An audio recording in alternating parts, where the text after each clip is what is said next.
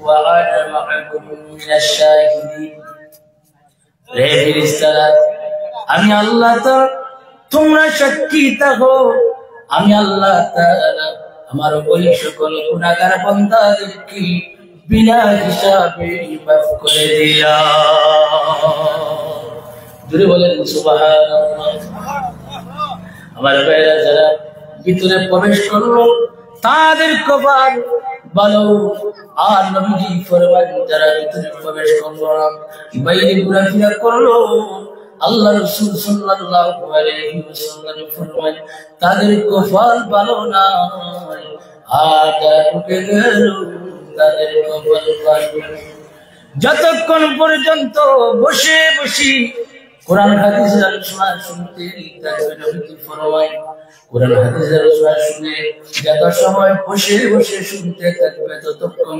তার আমলনামা থেকে গুনাহ সগীরা গুলি আল্লাহ মাফ করে দিতে থাকি যদি বলেন সুবহানাল্লাহ আমার ভাই জিকির করেন লা ইলাহা ইল্লাল্লাহ বাইরে যারা আছেন আপনারা কথাবার্তা না বলে পিছনে চলে আসুন লা ইলাহা ইল্লাল্লাহ লা ইলাহা ইল্লাল্লাহ লা ইলাহা ইল্লাল্লাহ লা ইলাহা ইল্লাল্লাহ লা ইলাহা ইল্লাল্লাহ মুহাম্মাদুর রাসূলুল্লাহ সাল্লাল্লাহু আলাইহি ওয়াসাল্লাম আমার মায়েরা যাদের ঈমানের লাইটের পাওয়ার থাকবে আমার মায়েরা তারা কোরআন হাদিসের আলোচনা শুনে বাইরে থাকতে পারবে না দোকানে থাকতে পারবে না বাড়ির মাঝে থাকতে পারবে না তাদের ঈমানের লাইটের কারণে তারা ওই বেহেশতের মাহফিলে এসে পড়বে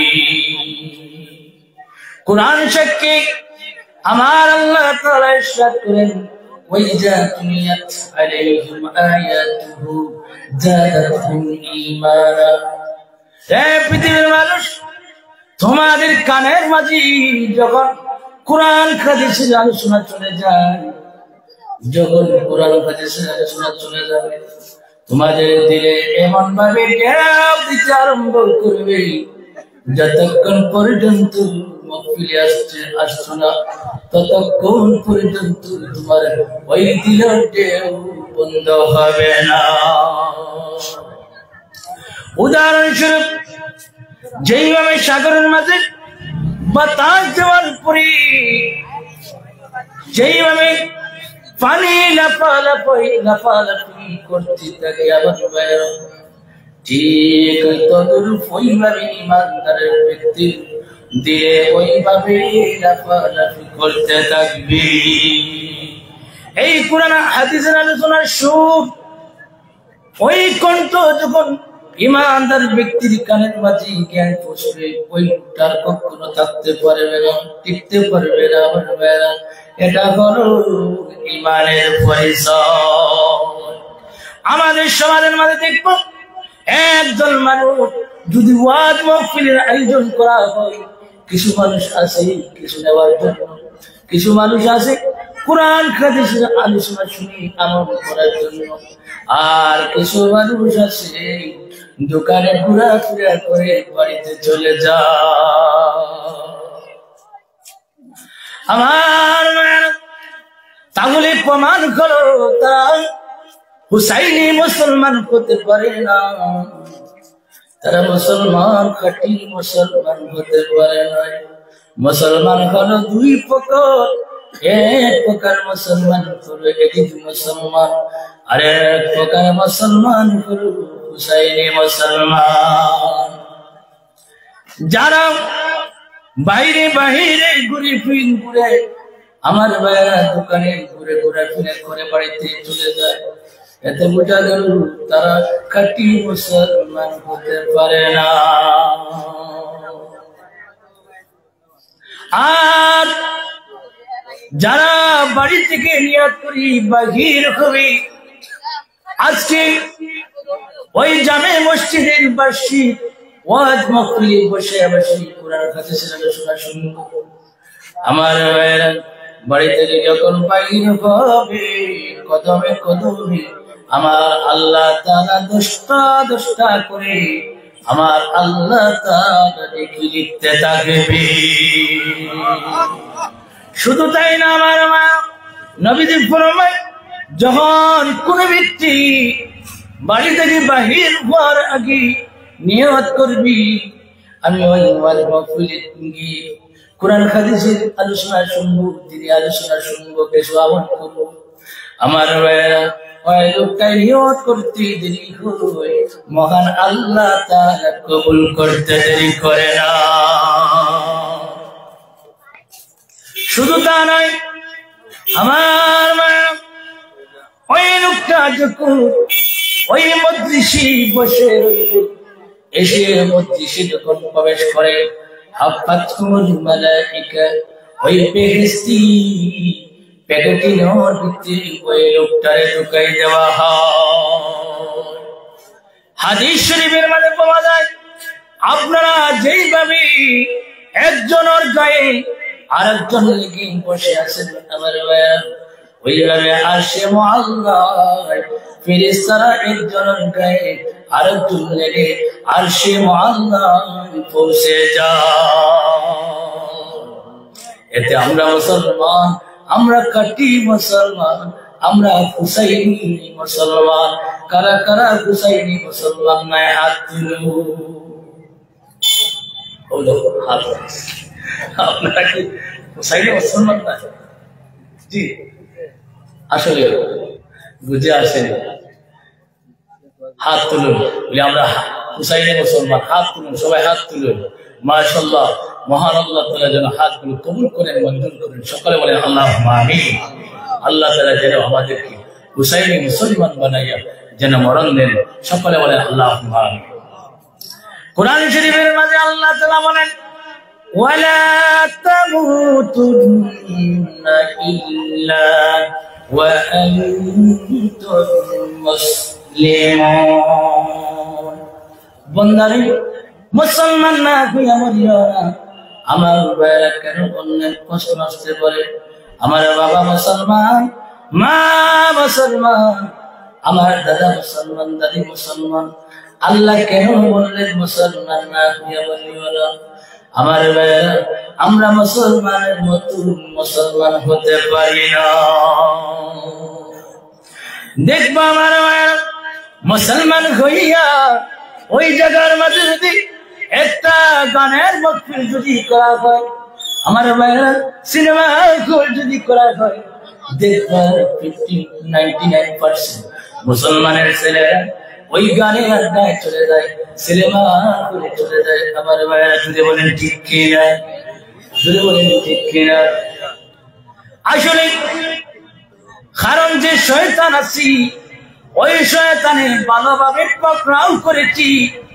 আমার ভাইরা যারা শয়তান দোকানের মধ্যে পড়ে গেছে, আমার ভাইরা ওরা আল্লাহর ইবাদত বন্দেগী, কোরআন হাদিসের আলোচনা, নামাজ, হজ, যাকাত কোনো কিছুই তাদের ভালো লাগবে না, দিলের মাঝে আরাম লাগবে না, কোরআন হাদিসের আলোচনা আরাম লাগবে না। আমার ভাইরা নামাজ পড়তেও ভালো লাগবে না, যাকাত করতেও ভালো লাগবে না, তাদের কাছে কোনো কিছুই ভালো লাগবে না। তাদের কাছে কি কোনো কিছুই ভালো লাগবে না। দেখবেন আমার ভাইরা অনেক মুসলমানের ছেলেরা আছি, রাত্রেবেলা যখন ঘুমায় হেডফোন কানের মাঝে দিয়া আমার ভাইরা গান শুনে শুনে ঘুমায়। এমন সন্তান সমাজের মাঝে আছে কিনা? গান বাজনা গুনাহ করুন, আমার ভাইরা গুনাহ কবিরা। আমার ভাইরা গুনার মাঝে সব চাইতে বড় গুনাহ করুন, গুনাহ কবিরা। আমার ভাইরা ওই গুনাহ এমন এক বড় গুনাহ, যে গুনাহ তওবা ছাড়া আল্লাহ মাফ করে দেয় না। কোন ব্যক্তি যদি হর হামেশা যদি গুনাহ কবিরা করে গুনাহ কবিরা করতে করতে আবার ওই লোকটা যদি দিল দিয়ে আবার বেড়া পাথর বানাই দেয়, শক্ত বানাই দেয়, মনে রাখবার ওই লোকটার কোনো ইবাদত বন্দেগি কোনো কিছুই হাত জগৎ কোনো কিছুই আল্লাহ দরবারে কবুল হবে না। আল্লাহ দরবারে কি হবে না? কবুল হবে না। আমার মায়ের গভীর মনোযোগ, ওই শয়তান আমার আদমের রোগে রোগী যখন বনি আদম রে দুঃখা দেবার প্রস্তুতি নিল, আমার তখন আল্লাহকে জানাই দিল। আমার আল্লাহ বলে, এ শয়তান আমার যারা কাটি বন্দা, আমার যারা পেয়ারা বন্দা, তাদের কি তুমি তোমার কোন তাদের কি তুমি কোনো অশ্বাস দিতে পারবা না, তোমার কোনো ক্ষমতা থাকবে না। যারা আমার কাঠি বন্ধা, যারা আমার কাঠি তাদের কি কিছুই করতে পারবা না, তোমার কোনো ক্ষমতা থাকবে না। যারা আমার কাঠি উম্মত, জোরে বলেন সুবহানাল্লাহ। তাহলে আল্লাহ কাঠি উম্মত হইতে চাই কি চাই না? জোরে বলে চাই কি চাই না? মাশাআল্লাহ, মহান আল্লাহ তাআলা যেন আমাদের সকলকে খাঁটি উম্মত বানাইয়া যেন মরণ দেন। সকলে বলেন আল্লাহুম্মা আমিন। আর একটু বলেন আল্লাহুম্মা আমিন। আমার সূরা ফাতির মাঝে আমার আল্লাহ তাআলা বলেন, উলাইকা হুমুল মুমিনুনা হাক্কান লাহুম দারাজাতুন ইনদা রাব্বিহিম ওয়া মাগফিরাতুন ওয়া রিজকুন কারীম। আমার যারা আল্লাহর কাঠি উম্মত, যারা আল্লাহর কাঠি বান্দা, তারা কামিল বান্দা, আমার তাদেরকে আল্লাহ তাআলা তিনটি পুরস্কার দান করবে। কটি পুরস্কার দান করবে? তিনটি পুরস্কার দান করবে। আমার লাহুম দারাজাত, এক নম্বর পুরস্কার হলো ওই লোকটার মর্যাদা মহান আল্লাহ তাআলার কাছে বেড়ে যায়। আমার ইয়াদি কাউরা মুসলমান মায়েরা বলেন তো, আল্লাহর কাছে যদি আপনার আমার যদি মর্যাদা বেড়ে যায়, আমার ভাইয়েরা, আপনি আমি দুনিয়াতে কামিয়াবি, আখিরাতে কামিয়াবি। যদি বলে ঠিক কিনা? আল্লাহর কাছে যার মর্যাদা বেড়ে গেছে, আমার ভাইয়েরা, আল্লাহ তাকে বন্ধু বানাইছে। আমার ভাইয়েরা, যারা আল্লাহ বন্ধু বানাইছে, তারা কোনো টেনশন নাই, কোনো চিন্তার কারণ না। দুই নম্বর পুরস্কার হলো লাহুম দারাজাতুন ইনদা রাব্বিহিম ওয়া মাগফিরাতুন ওয়া রিজকুন কারীম। আমি আল্লাহ তাআলা ওই লোকটার সমস্ত গুনাহগুলি ধুয়ে মুছি পরিষ্কার করি। আমি আল্লাহ তাআলা ওই লোকটারে এমন ভাবে পরিষ্কার করি, যেভাবে মায়ের গর্ভের ভিতর থেকে জন্মগ্রহণ করার পরে যেভাবে মাসুম অবস্থায় থাকি, আমার ভাইয়েরা নিষ্পাপ অবস্থায় থাকে, ঠিক তদ্রূপ ওইভাবে আমি আল্লাহ তাআলা নিষ্পাপ বানাইয়া দেই। জুড়ে বলেন সুবহানাল্লাহ। তিন নম্বর পুরস্কার করো, আমার আল্লাহ তাআলা বলেন, উলাইকা হুমুল মুমিনুনা হাক্কান লাহুম দারাজাতুন ইনদা রাব্বিহিম ওয়া মাগফিরাতুন ওয়া রিজকুন কারীম। আমি আল্লাহ তাআলা ওই লোকটার সম্মানী রিজিক দান করে। জোরে বলেন সুবহানাল্লাহ। আমার ভাইরা, আল্লাহ তাআলা তাদেরকে সম্মানী রিজিক দান করবে। বলেন তো রিজিক দেখে, রিজিক দেখে, আল্লাহ রিজিক দেয়। আমার ভাইরা, আল্লাহ রিজিক পায়া, আল্লাহ রিজিক খায়া, আপনি আমি কেমনে আমার ভাইয়েরা অবহেলা করি। আল্লাহ আমার ভাইয়েরা কেমনি আপনি আমি আযান শোনা মাত্র মসজিদের পাশ দিয়ে চলে যায়। আমার ভাইয়েরা আল্লাহ তাআলা এত মর্যাদা দান করেন। আমার ভাইয়েরা আপনি আমি কেমনি আল্লাহর বিধানগুলি অমান্য করে চলাফেরা করি। আমার আল্লাহ তাআলা বলেন যারা এই তিনটা পুরস্কার পেল তারা আমার খাঁটি মুমিন, খাঁটি উম্মত, তারা আমার খাঁটি বান্দা, তারা কামিল ইমানদার। আমি আল্লাহ তাআলা তাদেরকে আমি আল্লাহ তাআলা এমন পুরস্কার দান করি। আমার ভাইরা কি পুরস্কার দান করেন আমার ভাইরা দেখেন। আল্লাহ তাআলা বলেন যারা আমাকে খুশি করছি, আমার বন্দেগী করে যারা আমার খুশি করছে, আমার ইবাদত করে আমি আল্লাহর যারা খুশি করছে, আমি আল্লাহ তাআলা তাদেরকে আরশের ছায়ার তলে আশ্রয় দিয়ে থাকি। জোরে বলেন সুবহানাল্লাহ। আমার সেদিন কঠিন মুসিবতের সময় আরশের ছায়া ছাড়া কিছু পাওয়া যাবে না। আমার ভাইরা সেদিন আরশের ছায়া ছাড়া বাঁচার উপায় না। আমার আল্লাহ তাআলা বলেন আমার শুধু আরশের ছায়া নয়, আমার আল্লাহ তাআলা বলেন আমার আল্লাহ তাআলা নূরের মিম্বরের উপরে তাদেরকে জায়গা দেয়। যদি বলেন সুবহানাল্লাহ। আমার গভীর মনোযোগ। সেদিন নবীগণ সিদ্দিকগণ আল্লাহর কাছে ফরিয়াদ করবে ও আল্লাহ ওই কঠিন মুসিবতের সময় কোটি কোটি মানুষ, সমস্ত মানুষ কঠিন মুসিবতের সময় আল্লাহ আর একদিকে দেখা যায় নূরের মিম্বরের উপরে, আর দেখা যায় আরশের ছায়া তুলে।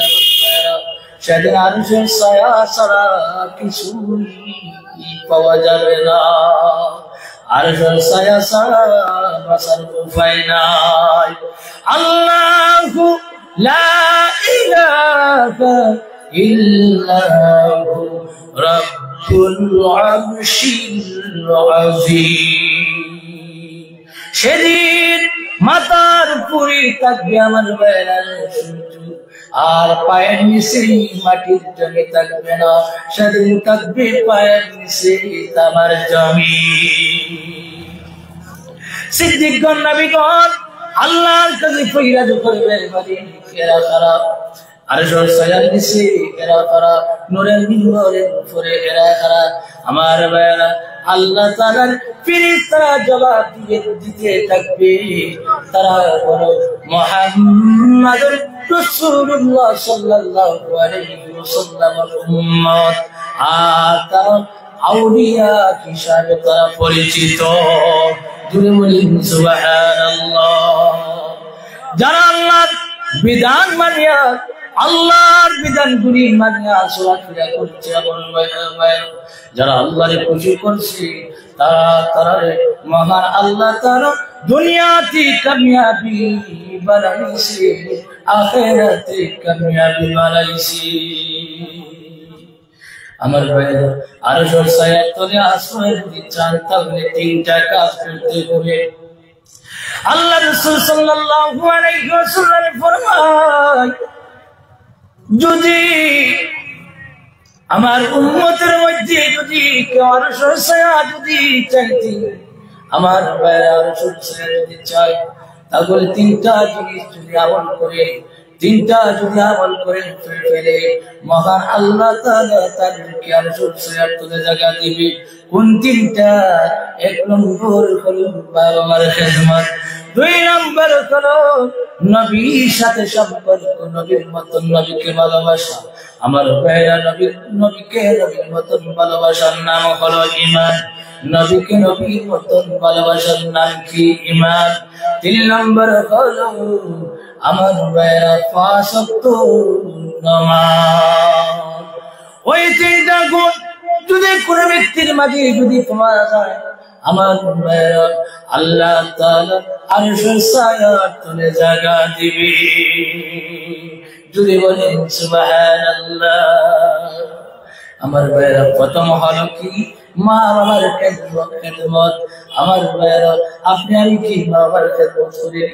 জি, যদি বলেন মা বাবার খেদমত করি ওকে ইনশাআল্লাহ। আমার ভাইরা যারা মা বাবার খেদমত করবে আমার ভাইরা তারা আল্লাহর জান্নাত পাওয়া সম্ভব হবে না। আমার ভাইরা তাদের করে ইবাদত কোন বন্দেগী কোন যাকাত হজ কোন কিছুই কবুল হবে না। আমার ভাইরা আল্লাহর রাসূল সাল্লাল্লাহু আলাইহি ওয়াসাল্লাম ফরমায় রিদা রাব্বি ফি রিদা ওয়ালি ওয়া সাগাতু রাব্বি ফি সাগাতিল ওয়ালি। কোন ব্যক্তি যদি তার মা বাবাকে যদি কষ্ট দেয় আমার আল্লাহ তাআলা ফরমান আমি আল্লাহ তাআলা তার উপর নারাজ থাকি। বলেন তো আমার ভাইরা আল্লাহ যদি নারাজ হয়ে যায় আপনার আমার ইবাদত বন্দেগী কোন কিছুই কাজে লাগবে কোন কিছুই কাজে লাগবে না। আমার তাহলে আমরা মা বাবার খেদমত করতাম। আমার ভাইরা মা বাবাকে এমন খেদমত করতাম যেন মা বাবা আপনারা আমার উপর খুশি এবং রাজি থাকে। আমার ভাইরা কুমানার কাহুমা জান্নাতুল্লাহ মা বাবার পায়ের নিচে সন্তানের দুজখ আর জান্নাত। জান্নাত পাইতে হলে দৌড়া তোর মা বাবার পায়ের নিচে মা বাবার খেদমত কর। আর মা বাবার খেদমত যদি এমন ভাবে করতে পারো মা বাবা যদি আল্লাহর কাছে ফরিয়াদ করে সন্তানের জন্য যদি দোয়া করে আমার ভাইরা আল্লাহ তাআলার কাছে দোয়া করতে দেরি হয় ওই মা বাবার দোয়া আমার আল্লাহ তাআলা কবুল করতে দেরি করে না। আমার ভাইরা যারা মা বাবাকে খুশি করছি মহান আল্লাহ তাআলা খুশি হয়ে গেছে। আমার ভাইরা আল্লাহ তাআলা খুশি হইয়া এমন একটা জান্নাত দান করবে আমার ভাইরা যেই জান্নাতের ভিতর থেকে বাহির দেখা যায় বাহির থেকে ভিতরে দেখা যায় ওই জান্নাতের মেহমান আমার আল্লাহ তাআলা ওইটাকে বানাইবে। জুড়ে বলেন সুবহানাল্লাহ। দুই নম্বর হলো আমার ভাইরা নবীর মতন ভালোবাসা। ওই নবী কোন সাধারণ নবী নয় ওই নবী কোন সাধারণ নবী নয়। আমার ভাইরা নবীকে ভালোবাসার নাম হলো ঈমান। ওই নবী প্যারা হাবিব রাহমাতুল লিল আলামিন যতক্ষণ পর্যন্ত জান্নাতে কদম ঢুকাবে না ততক্ষণ পর্যন্ত অন্য কোন নবীরা জান্নাতে কদম ঢুকানো সম্ভব হবে না। যতক্ষণ পর্যন্ত আল্লাহ রাসূল সাল্লাল্লাহু আলাইহি ওয়াসাল্লামের উম্মতরা জান্নাতুল মদিনা কদম ঢুকাবে না ততক্ষণ পর্যন্ত অন্য কোন নবীদের উম্মতরা জান্নাতের ভিতরে কদম ঢুকানো সম্ভব হবে না।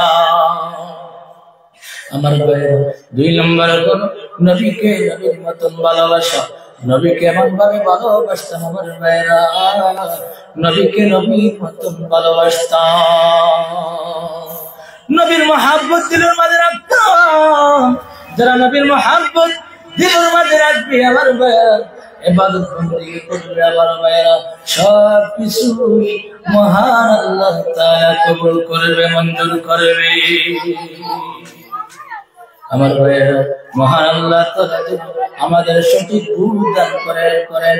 আমার মহান আল্লাহ তাআলা আমাদের সকলকে সঠিকভাবে আমল করার তৌফিক দান করেন। সকলে বলেন আল্লাহুম্মা আমিন। আমার নবীর ভালোবাসা নিয়ে যদি কোন ব্যক্তি যদি মারা যায় আমার ভাইরা ওই লোকটা কবর যাওয়ার পরে আমার ভাইরা ওই নবীকে যখন সামনে ফেরেশতারা বলবে মান রব্বুকা মা দিনুকা মা নবীকা যখন আমার ভাইয়েরা নবীকে সামনে এনে বলবে মা নবীকা ওকে, আমার ভাইয়েরা মা রব্বুকা মা দিনুকা, ওই তিনটা স্মরণ করবে আমার ভাইয়েরা আরবিতে। আপনি যদি আরবি জানেন না আমার ভাইয়েরা সঙ্গে সঙ্গে আপনার জবান দিয়ে আরবি ভাষা চলে আসবে। আমার ভাইয়েরা আপনি আরবিতে জবাব দিতে থাকবে, আমার ভাইয়েরা সঙ্গে সঙ্গে আরবিতে জবাব দিবে। মুহাম্মদ রাসূলুল্লাহ সাল্লাল্লাহু আলাইহি ওয়াসাল্লামকে দেখে আপনি চিনে ফেলবে আমার ভাইয়েরা। ওই নবী রাহমাতুল লিল আলামিন কি যে ব্যক্তি একবার দেখেছে আমার ভাইয়েরা, তার জন্য 7টি জাহান্নাম আল্লাহ তাআলা হারাম করে দিয়েছে। আল্লাহ রাসূল সাল্লাল্লাহু আলাইহি ওয়াসাল্লাম কি যে ব্যক্তি দেখছে আমার ভাইরা, তার জন্য 7টি জাহান্নাম আল্লাহ তাআলা হারাম করে দিয়েছে। নবী দেখতে চান কি চান না? যদি বলেন নবী দেখতে চান, মহান আল্লাহ তাআলা যেন আমাদের সকলকে নবীকে না দেখায়, যে সাদা কাপড়ের ভিতরে যেন না ঢুকান। সকল বলেন আল্লাহুম্মা। আল্লাহ রাসূল সাল্লাল্লাহু আলাইহি ওয়াসাল্লাম ফরমান লা তামাসসুন্নার মুসলিমান রাআনি আও রাআ মান রাআনি, যে ব্যক্তি আর নবীকে দেখলো তার জন্য মহান আল্লাহ তাআলা 7টি জাহান্নাম হারাম করে দিয়েছে। আমার মা ওই কবরটা কবে জান্নাতুল কারা, ওই কবরে মন ভাবে ঘুমাইবে আমার ভাইরা, কানামাতুল কিয়ামত পর্যন্ত ঘুমাইতে থাকবে। আর কবর থেকে জান্নাত পর্যন্ত একটা রাস্তা করে দেওয়া হবে আমার ভাইরা। ওই কবরের মাঝে শুয়া শুয়া জান্নাতি হাওয়া ভোগ করতে থাকবে। আল্লাহ রাসূল সাল্লাল্লাহু আলাইহি ওয়াসাল্লাম ফরমান যে পৃথিবীর উম্মতরা জানিয়া রাখো, তোমরা দৈনিক কমপক্ষে 20টা বার কবর দিয়ে স্মরণ করবে। যদি কমপক্ষে 20টা বার যদি কবর দিয়ে স্মরণ করো, জানিয়া রাখবা তোমার মরণটা বেঈমানের সাথে তোমার মরণ হবে না, তোমার মরণটা হবে কলিমা শরীফ পড়ে পড়ে তোমার মরণ হবে। ওই কবরের ভয় যার ভিতরে ঢুকে গেছে আমার ভাইরা, ওই লোকটা অন্যায় কাজ ছেড়ে দিয়েছে। কবরের ভয় যার ভিতরে ঢুকে গেছে ওই লোকটা আবার ভাইরা নামাজ ছাড়ছে না।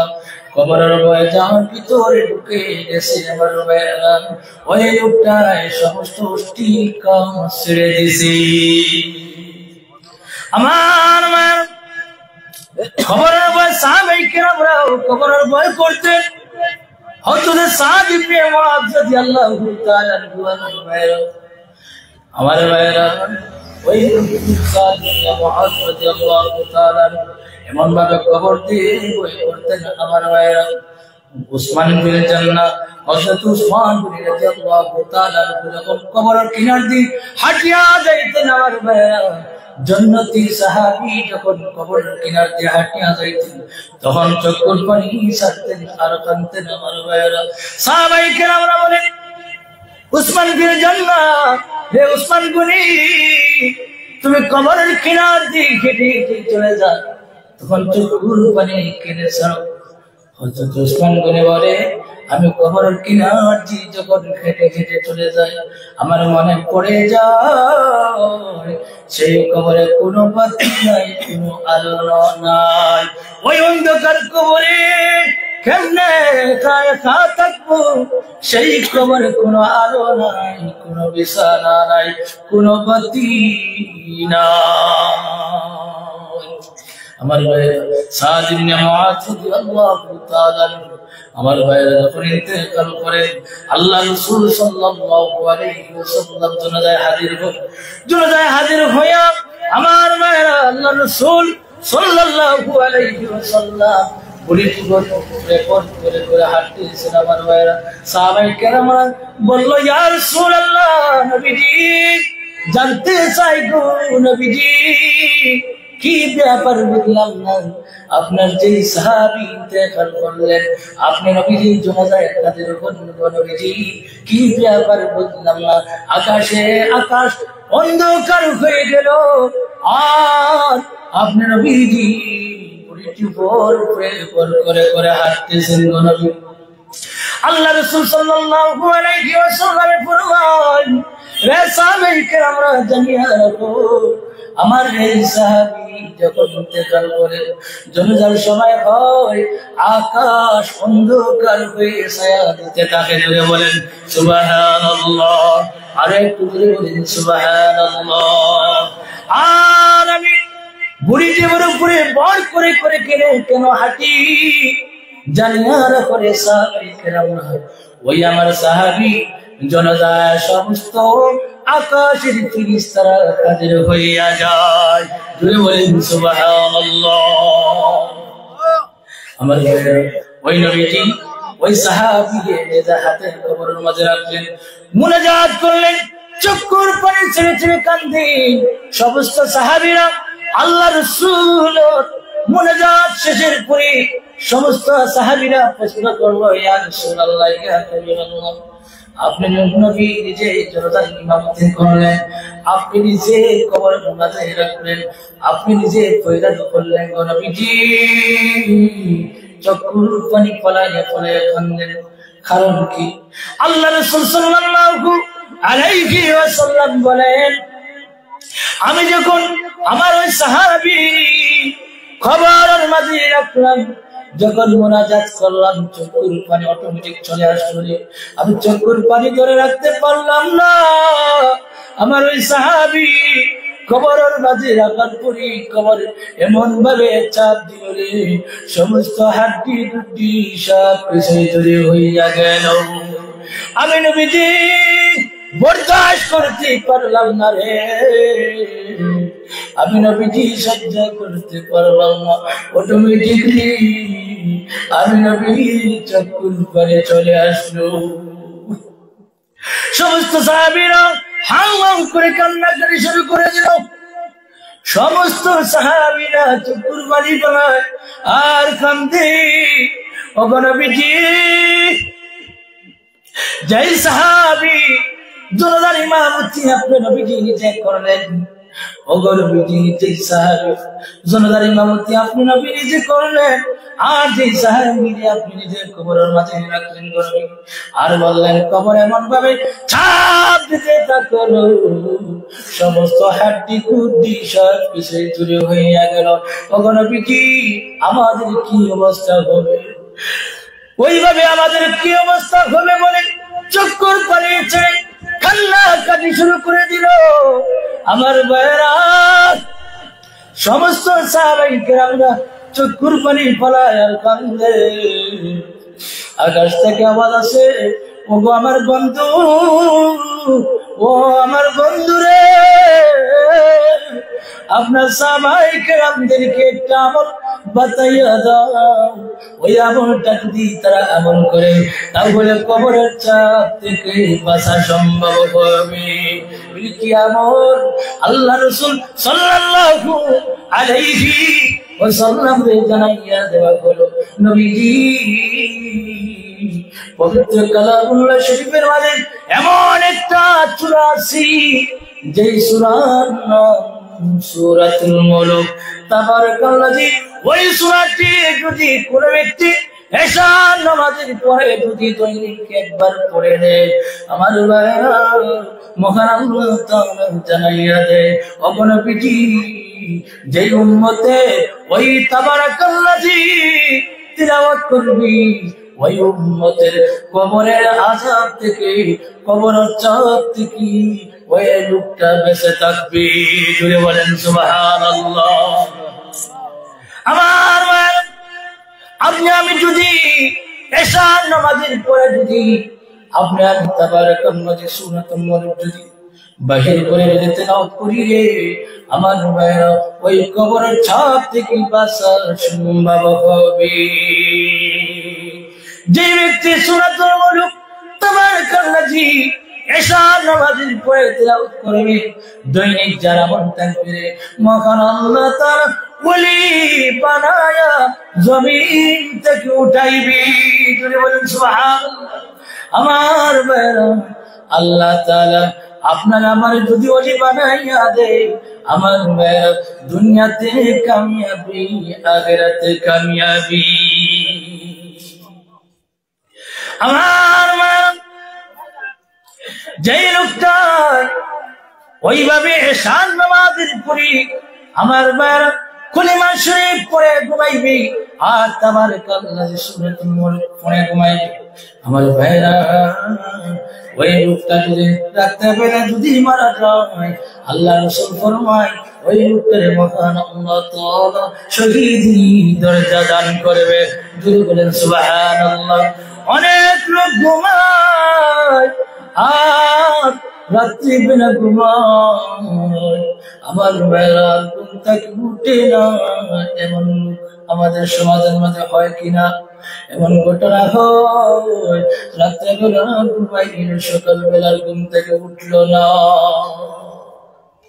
আমার ভাইরা ওইভাবে যদি আপনি আমি ওই কলিমা শরীফ যদি পড়ে ঘুমাই আর রাত্রিবেলা যদি আপনার আমার মরণ হয়ে যায়, আমার ভাইরা আপনার আমার মরণটা হলো কলিমা শরীফ পড়ো। আপনার আমার মরণ হলো ঈমানের সাথে মরণ হলো। আমার ভাইরা কোন ব্যক্তি যদি এশার নামাজ পড়িয়া জামাতের শহীদ আদায় করে আমার ভাইরা ঘুমাইল, সূরাতুল মুলক পড়ে যদি ঘুমায় আর কলিমা শরীফ যখন পড়িয়া ঘুমাইল, আমার ভাইরা ফজর পর্যন্ত ফেরেশতারা পড়া দিতে থাকে। জোরে বলেন সুবহানাল্লাহ। আর একটু বলেন সুবহানাল্লাহ। আমার ভাইরা শুধু তা নয়, আমার ভাইরা সারা রাত্রি ইবাদত বন্দেগী করে যে পরিমাণ সব পাওয়া যায়, মহান আল্লাহ তাআলা ওই লোকটার আমল নামার মাঝে সব দান করবে। যদি বলেন সুবহানাল্লাহ। আমার ভাইরা কোন ব্যক্তি যদি ফজর নামাজ আদায় করিয়া আমার ভাইরা আমার ভাইরা সূরা হাশরের 3 আয়াত যদি তিলাওয়াত করে, আমার ভাইরা সমস্ত দিনের বেলা ৭০,০০০ ফেরেশতারা পড়া দিতে থাকবে। জোরে বলেন সুবহানাল্লাহ। আর একটু জোরে বলেন সুবহানাল্লাহ। ৭০,০০০ ফেরেশতারা পড়া দিতে থাকবে আমার ভাইরা। আর ওই দিনের বেলা যদি ওই লোকটার মারানো হয়ে যায়, আমার ভাইরা ওই লোকটার যদি মরণ হয়ে যায়, মহান আল্লাহ তাআলা জান্নাতের মেহমান বানাই দিবে। জোরে বলেন সুবহানাল্লাহ।